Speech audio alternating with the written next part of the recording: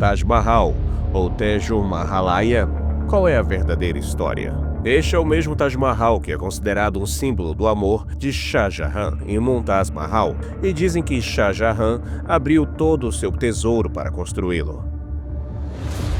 Mas será que isso é realmente verdade ou há outra história por trás disso? Você já se perguntou de onde veio o dinheiro para construir o Taj Mahal? E onde estão os descendentes dos 20.000 artesãos cujas mãos Shah Jahan teria cortado, segundo rumores? Quais são os segredos obscuros do Taj Mahal que foram ocultados do público? Qual é o mistério das câmaras subterrâneas seladas, onde ninguém jamais teve permissão para entrar? E como esse magnífico mausoléu foi finalmente construído? Vamos explorar toda essa história em detalhes.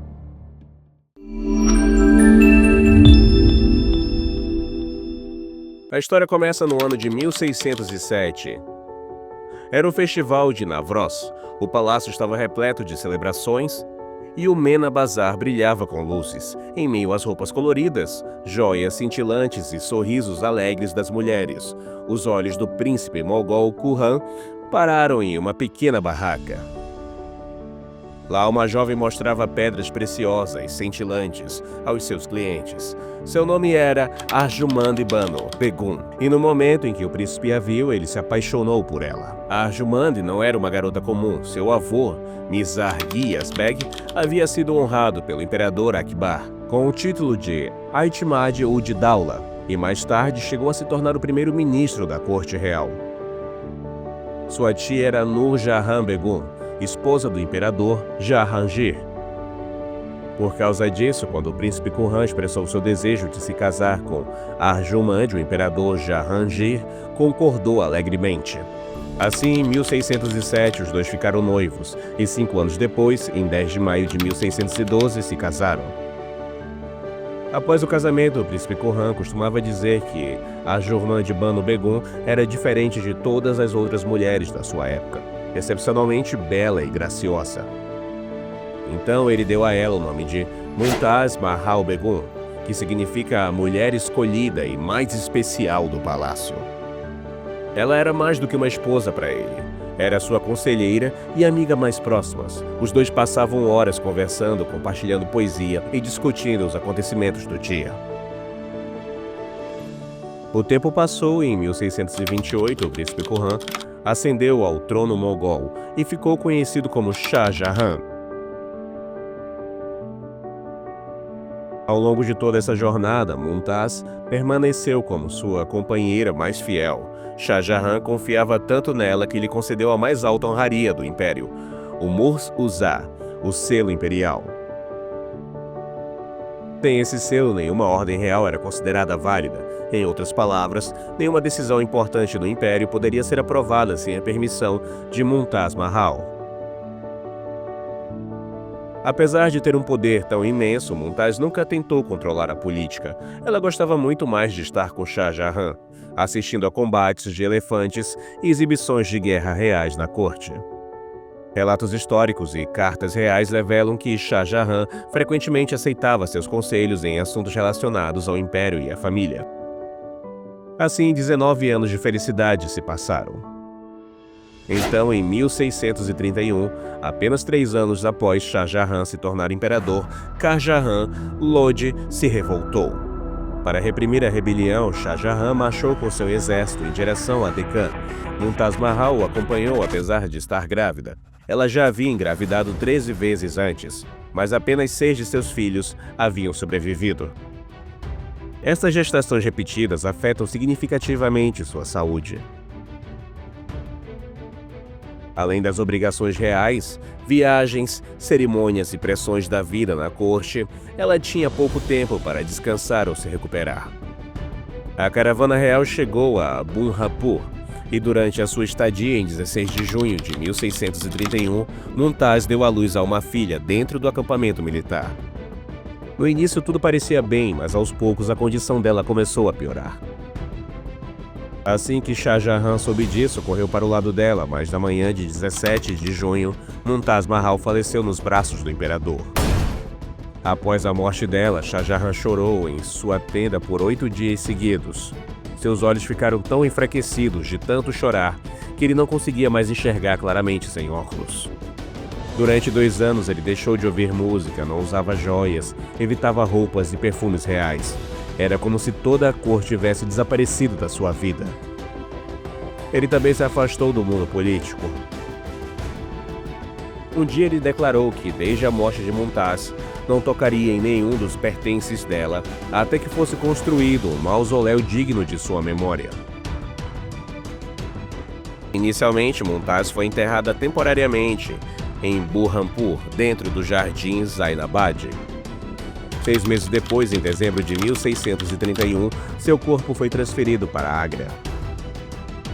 E, em 8 de janeiro de 1632, ela foi enterrada no local onde Taj Mahal acabou sendo construído. Começa a construção do Taj Mahal. Shah Jahan tinha um profundo interesse por arquitetura, então começou a projetar a estrutura com os melhores arquitetos do mundo. Seu sonho era que o Taj Mahal se parecesse com o Jannah na Terra, o paraíso na Terra. Naquela época, o Império Mogol era um dos mais ricos do mundo. Shah Jahan queria que o Taj Mahal fosse o mais grandioso possível. Mas ele também queria que fosse construído rapidamente para acelerar o trabalho. Mais de 20.000 trabalhadores foram trazidos. Uma cidade totalmente nova foi construída para eles, chamada Mustazabad. E 1.000 elefantes também foram utilizados para a construção.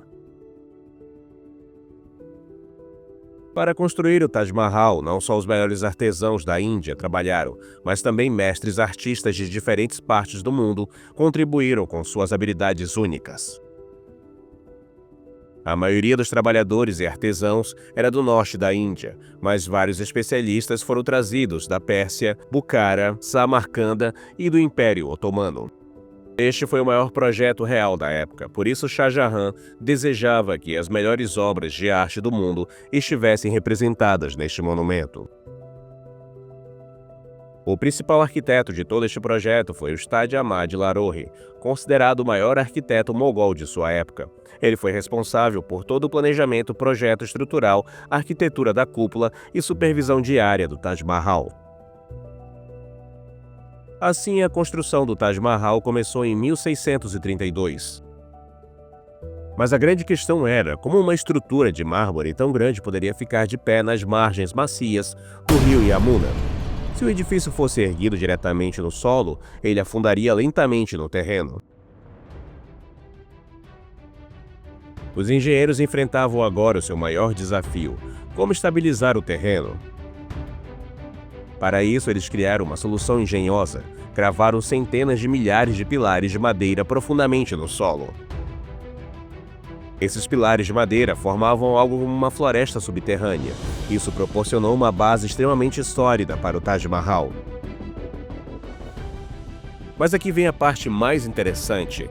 A madeira normalmente se deterioraria com o tempo. Então, como o Taj Mahal permaneceu de pé por séculos? A resposta está na escolha especial da madeira. Sim, eles escolheram um tipo de madeira diferente da madeira comum. Esta madeira é chamada de ébano. Sua propriedade única é que quanto mais umidade ela absorve, mais resistente ela se torna. Enquanto a maioria dos tipos de madeira começa a se apodrecer na água, o ébano se torna ainda mais durável. Devido a essa qualidade notável, foi a escolha perfeita para a fundação do Taj Mahal. Sobre esses pilares de madeira foi construída uma enorme plataforma de pedra, primeiro usando blocos de arenito vermelho e em seguida toda a superestrutura de mármore branco foi construída sobre ela. Isso ajudou a distribuir o peso uniformemente, tornando toda a estrutura perfeitamente equilibrada. Agora falando da cúpula do Taj Mahal, um especialista chamado Ismail Afandi foi trazido do Império Otomano especificamente para esse fim, porque os engenheiros otomanos da época eram considerados os melhores do mundo quando se tratava da construção de cúpulas. Além dele, os arquitetos persas Ustad Isa e Isa Muhammad Efendi foram responsáveis por terminar a simetria e a geometria geral do edifício, a altura da cúpula, quais linhas se alinharam com quais, onde ficaram os minaretes. Tudo foi projetado de acordo com seus cálculos. E graças a eles, o layout do Taj Mahal ainda parece perfeitamente equilibrado até hoje.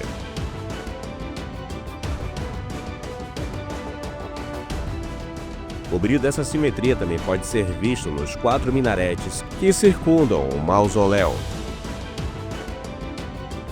À primeira vista, os minaretes do Taj Mahal parecem perfeitamente retos, mas a verdade é que eles foram construídos intencionalmente e ligeiramente inclinados para fora. E isso não é um erro, é uma engenharia brilhante. A ideia era que, se um grande desastre como um terremoto ocorresse, os minaretes se separariam do túmulo principal, garantindo que a cúpula central permanecesse sempre segura.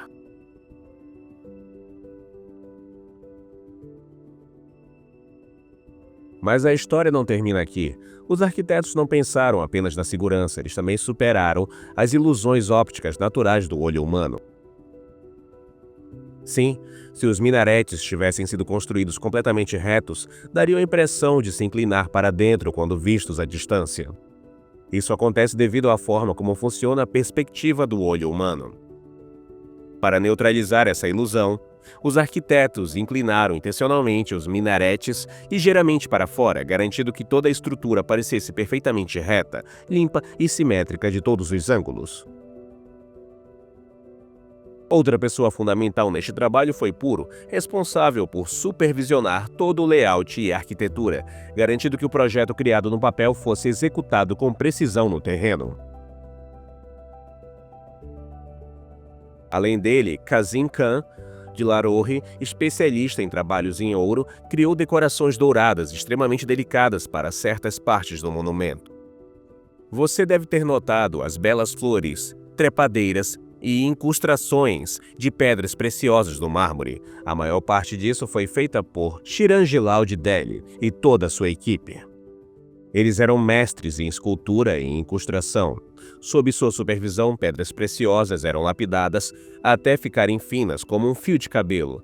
Cada oficina se especializava em algo diferente. Algumas faziam pétalas, outras fixavam as âncoras e outras ainda poliam o mármore. É por isso que mesmo os desenhos mais pequenos ficavam extremamente limpos e delicados. Além disso, a responsabilidade por toda a caligrafia do edifício foi atribuída a Amanat Khan Shirazi. Shah Jahan confiava tanto em sua habilidade que ele foi a única pessoa autorizada a assinar seu próprio nome no Taj Mahal. A razão era simples: escrever versículos do Alcorão em mármore preto com tanta precisão era uma tarefa incrivelmente difícil. Um detalhe surpreendente é que os versículos do Alcorão, nas grandes portas e arcos, estão escritos numa perspectiva ligeiramente curva. As letras tornam-se gradualmente maiores em direção ao topo, de modo que, quando vistas de baixo, todas as letras parecem ter o mesmo tamanho. E ninguém além de Amanat Khan poderia ter executado isso com tanta beleza impecável. A responsabilidade pela gestão do restante da construção foi atribuída a Muhammad Hanif. Ele supervisionava toda a força do trabalho, decidindo quais tarefas seriam atribuídas a cada trabalhador, quando uma determinada parte do projeto seria iniciada e se a qualidade estava dentro dos padrões exigidos. Tudo estava sob seu controle. É por isso que o projeto inteiro avançou de maneira extremamente organizada. Por outro lado, Mir Abdul Karim Khan e Mukarimat administravam todos os registros financeiros do projeto, incluindo os salários dos trabalhadores e os relatórios diários de produção. Em termos simples, eles desempenhavam funções semelhantes à de um CEO e CFO de um grande projeto nos dias de hoje. Todas as decisões importantes, finanças, velocidades do fluxo de trabalho e coordenação dependiam deles. Mas a grande questão é quanto esses artesãos recebiam. Os registros persas mostram que At-Murad, mestre pedreiro, ganhava 500 rúpias por mês. Shakir Muhammad, escultor, ganhava 400 rúpias. Muhammad Sajjad, de Multan, recebia 590 rúpias. E Chirangi Lal, de Lahore, recebia 800 rúpias por mês.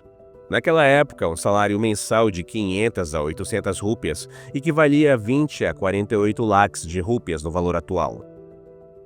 É por isso que esses pagamentos eram considerados salários dignos da realeza. Os trabalhadores comuns daquela época não conseguiriam ganhar em um ano inteiro o que esses artesãos ganhavam em apenas um mês.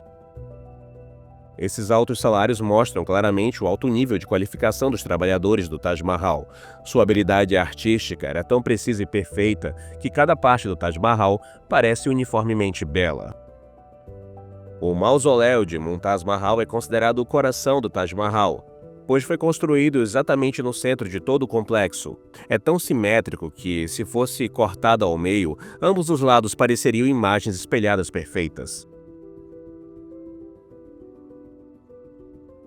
A oeste do mausoléu encontra-se uma mesquita e a leste ergue-se outra estrutura idêntica chamada Jawab, construída principalmente para manter a simetria e o equilíbrio arquitetônico.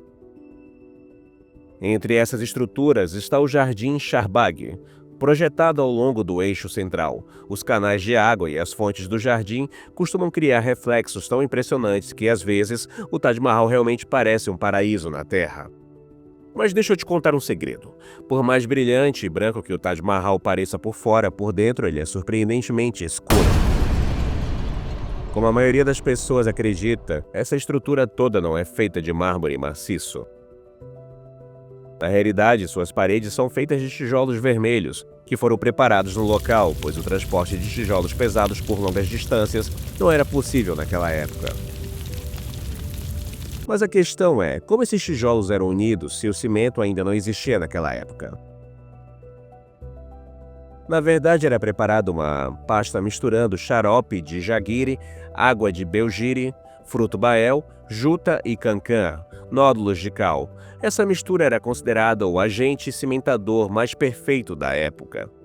Ainda hoje, os historiadores o consideram uma maravilha da engenharia mogol. Posteriormente, uma espessa camada de mármore branco foi colocada sobre esses tijolos.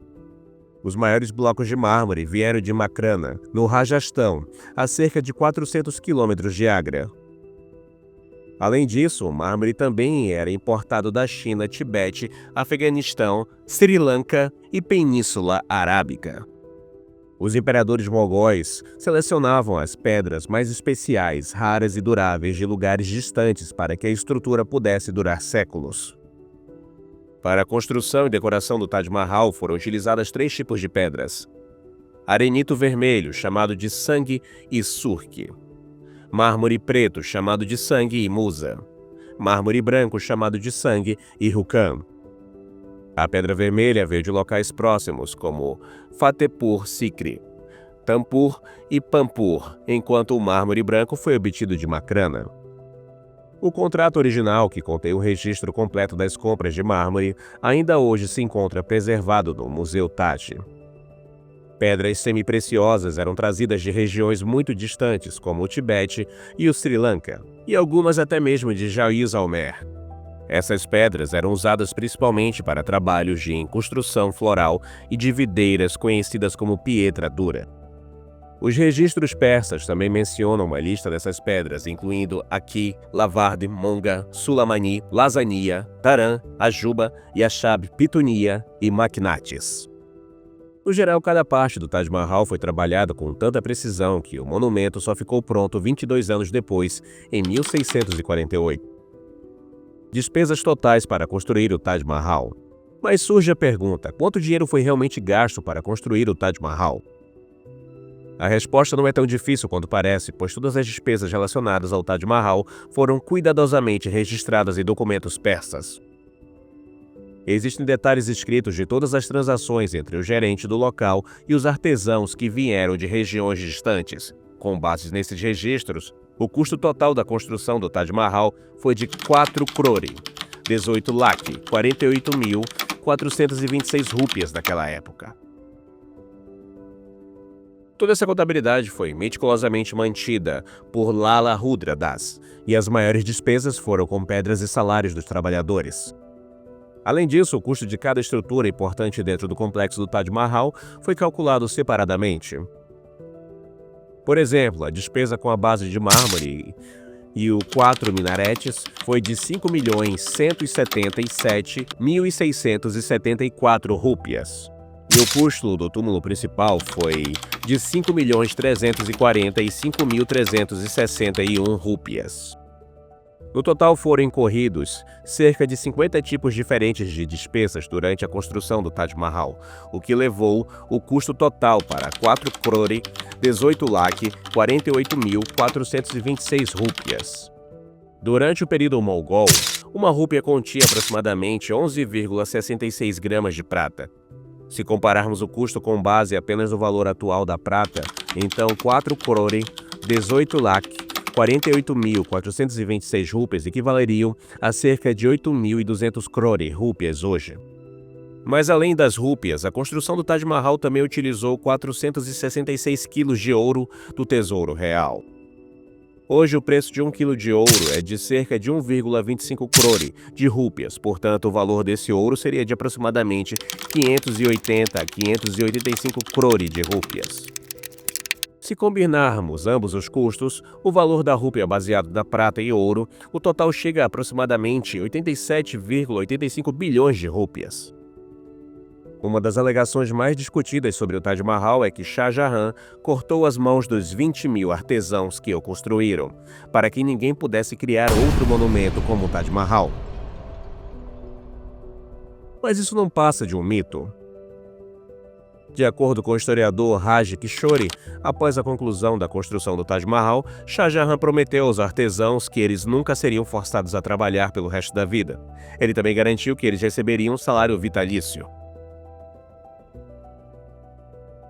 Alguns desses mesmos artesãos e arquitetos também trabalharam em Shah Jahanabad, no Forte Vermelho em Delhi, e em vários outros projetos reais, além do Taj Mahal.